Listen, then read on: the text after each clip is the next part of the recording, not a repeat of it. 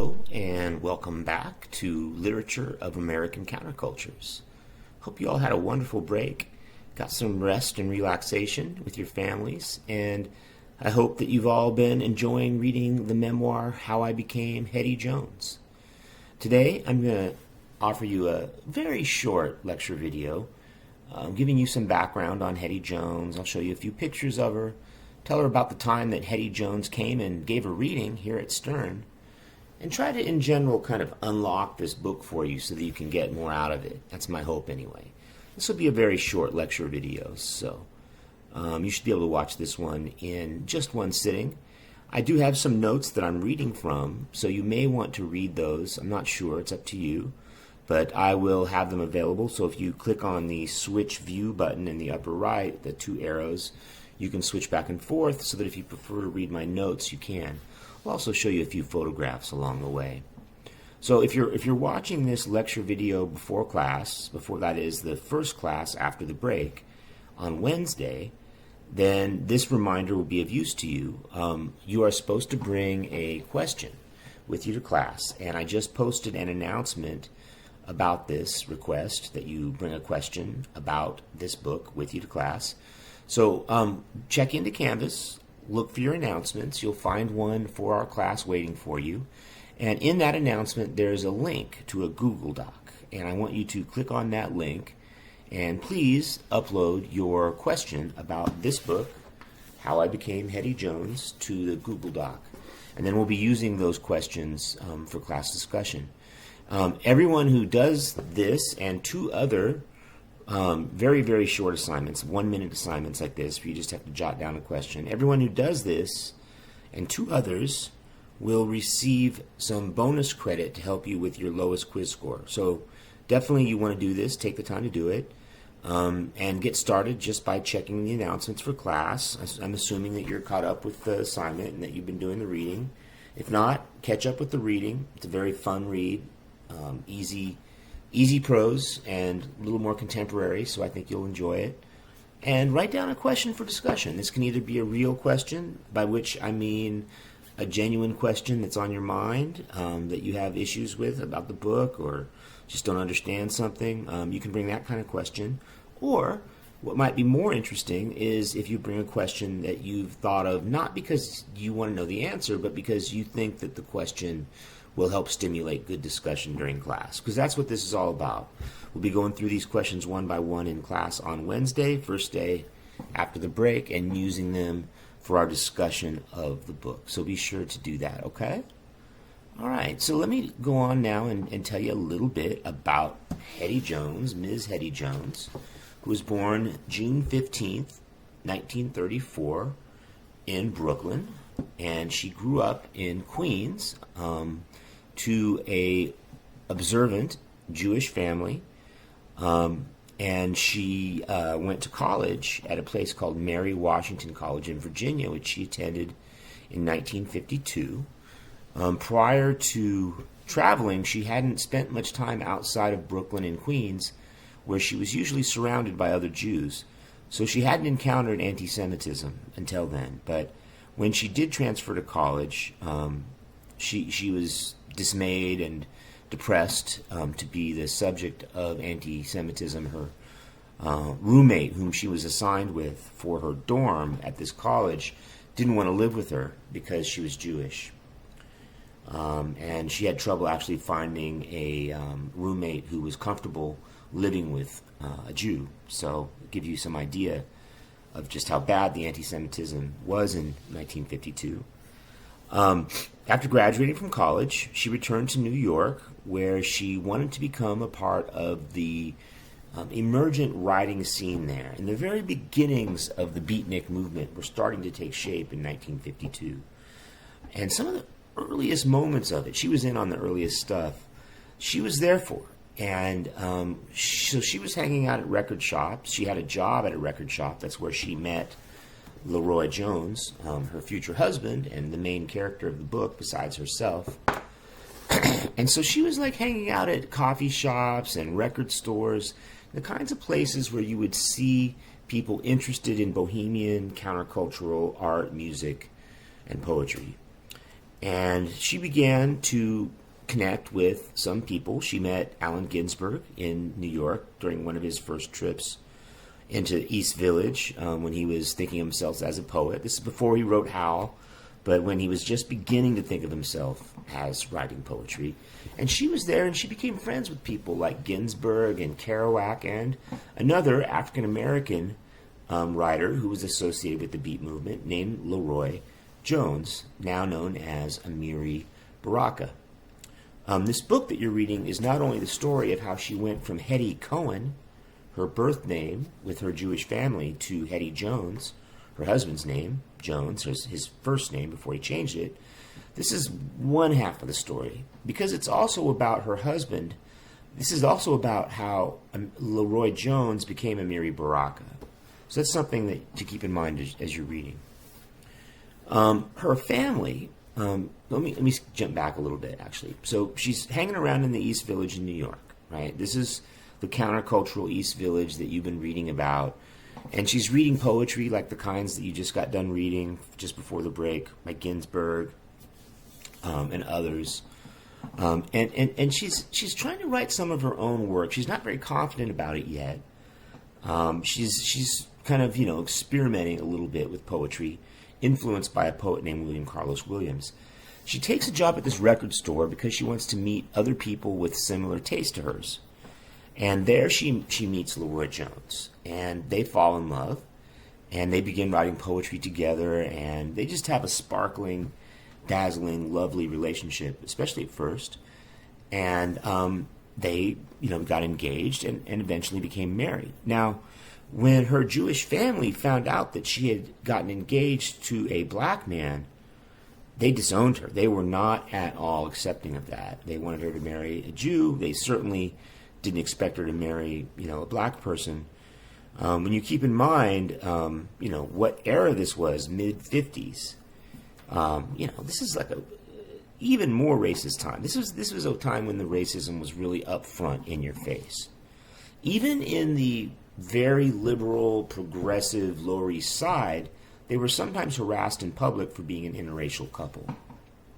So this is also the story of an interracial family, of a woman born to an observant Jewish family who maintained at least her cultural Jewish identity throughout her life.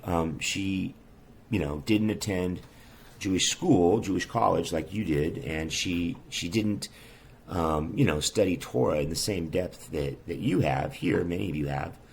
But she still maintained, her basic identity as a Jew, thought of herself as a Jew. She was somewhat observant. She mostly ate kosher and so on. But she wasn't completely observant, and she certainly wasn't Orthodox, especially after she married Leroy Jones.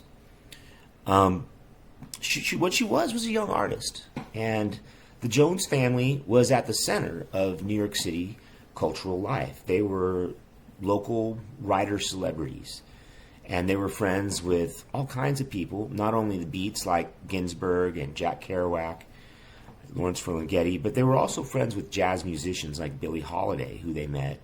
And she was there for some of the earliest and most important bebop jazz shows in New York when that whole movement took off. So she was around New York when it was, I think, at its most exciting.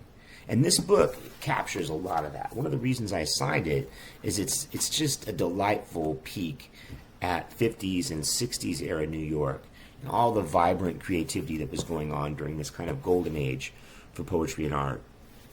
In 1957, the Jones couple, the family, founded a literary magazine named Yugen, Y-U-G-E-N, and they launched a publishing house called Totem Press because they and other beat writers were having trouble getting published, so they wanted to do it themselves. They were kind of modeling it on Lawrence Ferlinghetti's press, City Lights, the one which published Howl, which became famous due to the censorship trial, which we talked about just prior to the break. So they began publishing beat and also New York school writers, their books on Totem Press and their individual works in their journal, Yugen. And this became a very, very important magazine for the beat movement. It published some of the best work of theirs before anybody else would give them a chance. In 1964, Leroy became an active member of the Black Arts Movement, and at that point their marriage was kind of on the rocks. They'd had a child together, and it wasn't enough to keep them together. He was going through some personal changes. He was identifying with the Nation of Islam, Malcolm X, and this marriage, something about it just wasn't clicking for him. You'll learn a lot more about that in this book. She goes into great detail, so I won't explain too much about it now, but they did get divorced. So this book is also about their separation and divorce. And it was only after they were divorced that Hettie sort of stepped out of Jones's shadow and became the great writer that she is today. This book, How I Became Hettie Jones, I think stands up better than any, I think at least, this is just my opinion, than any of Jack Kerouac's novels today. I reread On the Road, Jack Kerouac's most famous novel, in preparation for the first time I taught this class a few years ago. At the same time, I was reading this book, and it was clear to me that this book had more to say to your generation and to contemporary America than the Kerouac I was reading. I thought it would make a great addition to the class, and so I dumped On the Road and switched in this book. And my students just loved it. What's more, I discovered that Jones was still living in New York. In fact, she's still living in the Greenwich Village apartment that she writes about in this memoir. So when you read about all these parties and goings-on at her apartment, understand that she still lives there, still throws parties there. Well, when I found out about that, and also that she was teaching at the new school, I sent her an email. I sometimes do this. I sometimes kind of write famous writers out of the blue, and maybe talk about how much I like their work. It's something that I've had good luck with in the past, and I had good luck with it when I emailed Hettie. I told her about my interest in her work, told her about how I was teaching her book at a Jewish college, and she became very interested at that point. In fact, at that point, she made it clear to me that she would kind of be interested in giving a talk. So I invited her. I said, would you be willing to give a reading for my class? She said yes. It ballooned, it developed, and it became the best reading that I've been to at Stern. It was really something else. And there were over 100 people showed up, and it was just really remarkable. She gave a delightful, hilarious reading. Let me show you the flyer that one of my former students made for it. Here's the flyer for Hettie Jones reading at 215 Lex, that glamorous location. And yeah, so she took questions, stayed for an hour and a half, talked about the children's books that she's written, the many books of poetry that she's written, and most recently she's published a collection of letters between her and a famous painter, which just came out, and I understand that the library just purchased it. So if you like this book and you want to read more Hettie Jones, consider checking out that book from the library. Just do a search for her name, Hettie Jones. Let me tell you a little bit more about her before I let you go here. Almost done. In addition to all the books that I just mentioned, she also helped co-write Bob Marley's wife's memoir. Rita Marley is her name. And Jones helped her write this book. Really big break for her. Bob Marley being the megastar that he still is, even though he's dead today. This book sold a lot, and it helped her to stay afloat here in New York, where we all know how expensive it is to live. Her book, Love H, a selection, that's the collection of letters with the artist Helene Dorn, is already starting to win awards. I really recommend that one, checking it out. She had two daughters. I mentioned one, that she had a second child, a daughter, with Leroy, and her kids' names are Kelly Jones and Lisa Jones, and they are both teachers and writers like their mother. I'll leave it at that for now. I think it doesn't require too much more, and I'm just going to share some of my questions for discussion, and we'll go through some of these during class, but you can see them now if you switch to the screen view. So here's some things to think about as you continue with How I Became Hettie Jones. One is, how is New York portrayed by this book? How is New York different in the way that Hettie Jones sees it compared to how Luc Sante saw it in his book Low Life, which we read excerpts from in our section on saloon culture. In the past, when we've talked about the hippies and a little bit about the commune, Brook Farm of the Transcendentalists, we talked about the topic of free love outside of the context of marriage. But previously it's only come up in the abstract. In this book, we get direct impressions of what living with these rules or lack of rules are really like. With that in mind, how does a semi-open relationship work out in this story? Obviously, there's problems. Are there any advantages to it? Are there benefits to it, or is it all just a nightmare for her? Do you think she's being exploited by Leroy? You know, she has a troubled relationship. It ends in divorce. She was very much in love with him. They had 2 children, and she's still glad she did marry him. But what do you guys think? What do you think of how Leroy treated her? Is some of his behavior understandable or not? Why does Leroy turn to black separatism and black nationalism? What is it that draws him into this identity that causes him to change his name and eventually divorce Hettie? Is his way of life understandable, or is it just something that you reject? Another question for you. If Hettie Jones and her friends have created one of America's quintessential countercultures in the beat movement, you know, we should know about that history. So what are the qualities of this counterculture as you are able to observe them from this book? What does this book teach us about the beat generation? And what does it teach us about American countercultures? How does she find her writing voice? This is not just a story about her family life, but about her becoming a writer, especially the second half of the book, which you'll be reading for next week. So how does she become a writer? How does she find her voice? And finally, 2 more quick questions. What kind of a role does literature play in her life? And what about music? What kind of a role does music play? So you can see these questions here on my lecture notes if you want to review them again. These are just some things that I'll be bringing up in class discussion. Don't forget to drop off your question on the Google Doc that I linked to you through the announcement. Again, hope you had a great break. I'll see you all soon, and I wish you well. Talk soon for class.